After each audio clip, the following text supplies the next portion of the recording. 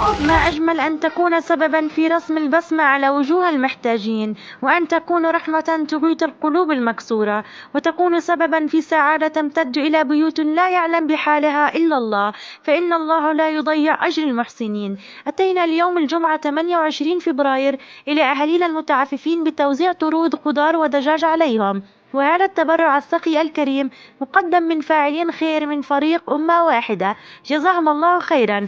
ونرفع لكم أطيب الدعوات على جهودكم وكرمكم الذي يدفئ قلوب المحتاجين. أنتم نور في درب العطاء، أنتم عنوان الرحمة ورمز الخير الذي يزرع في قلوب المحتاجين، واستمراركم في هذا العطاء هو الأمل والحياة لأهل غزة. بارك الله فيكم وأعاد عليكم شهر رمضان بالخير، وكل عام وأنتم بخير وأفضل حال.